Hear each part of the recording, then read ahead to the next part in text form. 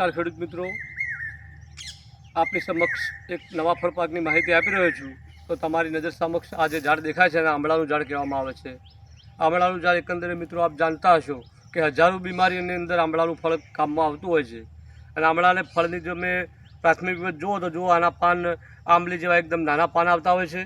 એના થડના અંદર જુઓ તો તમે એકદમ ખરબચડી છાલ અને ભૂખરા રંગની જે છાલ આવે છે એ રોપાને આંબળું કહેવામાં આવતું હોય છે. હજારો બીમારીમાં રામબાણ થતું આંબળું એ વિવિધ રોગોના ઉપચારમાં પણ વપરાતું હોય છે. પેટની ગંભીર સમસ્યાઓમાં પણ આંબળાનું ફળનું લોકો સેવન કરતા હોય છે. અને પેટની બીમારીથી લઈ અને તાવ, શરદી, ખાંસી જેવી ભયંકર બીમારીઓમાં પણ આંબળાના જ્યુસનું લોકો સેવન કરતા હોય છે. તો આંબળું એકંદરે શરીર માટે ખૂબ લાભકારક છે. સંસ્કૃતના અંદર આંબળાને અમૃતા પણ કહેવામાં આવે છે. ટીબી જેવી ગંભીર બીમારીઓમાં પણ આંબળાના રસનું સેવન થતું હોય છે. તો આમ જુઓ તો આયુર્વેદિકની દૃષ્ટિએ ખૂબ જ ઉપયોગી અને દરેક બીમારીમાં રામબાણ સાબિત થતું આંબળાનું છોડ જો તમે ઘર આગળ લગાવો તો ખૂબ જ ઉપયોગી હોય છે. એકંદરે આનું વાવેતર ઓગસ્ટથી સપ્ટેમ્બર મહિનામાં થતું હોય છે. અને આનું વાવેતર જો મિત્રો તમારે કરવું હોય તો 20 બાય 20 અથવા તો 30 બાય 30 ફૂટના અંતરે તમે પ્લોટના અંદર આનું વાવેતર કરી શકો છો.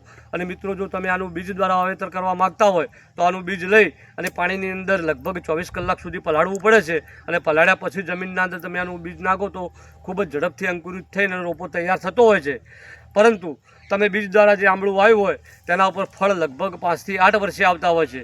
પણ જો તમારે ઝડપી ફળ અને સારા વેરાયટીના ફળ તમારે લેવા હોય તો નર્સરીની અંદર જે કલમી આંબળા આવતા હોય છે તે રોપો તમે પ્લોટના અંદર લગાવો તો ઝડપથી તે રોપો તૈયાર થાય છે. અને મિનિમમ 3 થી 4 વર્ષના અંદર સારી જાતના આંબળા આવતા હોય છે.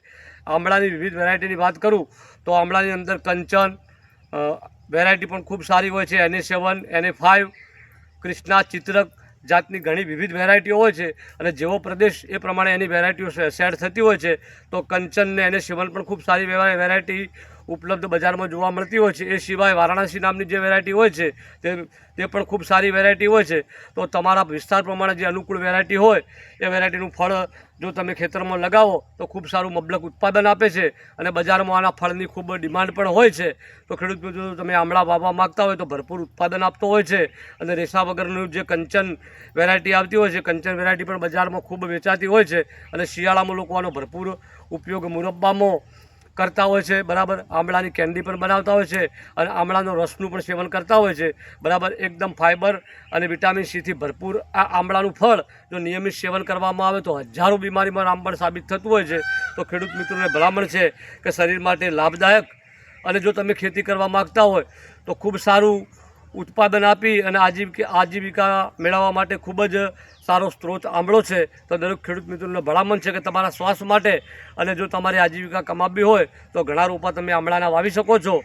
બરાબર, કલમ દ્વારા પણ આના તમે રોપા તૈયાર કરી શકો છો. તો મિત્રો તમને જણાવી દઈએ કે જો તમારે આના કલમ દ્વારા રોપા તૈયાર કરાવવા હોય તો આવી સરસ મજાની જે ડાળી હોય એ ડાળી ઉપરથી તમારી આંખ આંબળાની લેવાની હોય છે. તો ચપ્પા વડે તમે ચીરો મારી અને આની આંખ કલમ તમે લઈ શકો છો. અને આ આંખ કલમ લઈ અને તમારી પાસે જે દેશી રોપો હોય, બરાબર, એ દેશી રોપા ઉપર તમે બિલકુલ મિત્રો ચપ્પા વડે આ રીતના ચોરસ આકારમાં તમે આની આંખ કાપી અને સામે જે દેશી બાટો હોય દેશી બાટા ઉપર પણ બિલકુલ તમે અહીંથી જે છાલ લીધી હોય આંખ દ્વારા એના માપની જ તમે દેશી બાટા ઉપર તમે ચોરસ કાપો મારીને આંખ ત્યાં ફિટ કરી અને પ્લાસ્ટિકની જે વ્હાઇટ થેલી આવે છે એ પટ્ટી આંખ ખુલ્લી રહે તે રીતના કોરે મોરે તમે એરટાઇટ બાંધી દો. અને એના અંદરથી જે નવી ફૂડ થાય તે તમે જે વેરાયટીની આંખ લાવ્યા હોય, દાખલા તરીકે કંચનના આંબળા ઉપરથી તમે આંખ લઈ ગયા તો કંચનની વેરાયટી, NA7 ઉપરથી લઈ ગયા હોય તો NA7ની વેરાયટી, એમ તમે જે સારી જાતની આંબળા ઉપરથી આંખ લઈ ગયા હોય તે રોપો તમારે ડાયરેક્ટ તૈયાર થાય છે. તો આ રીતના તમે કલમવાળો રોપો પણ તૈયાર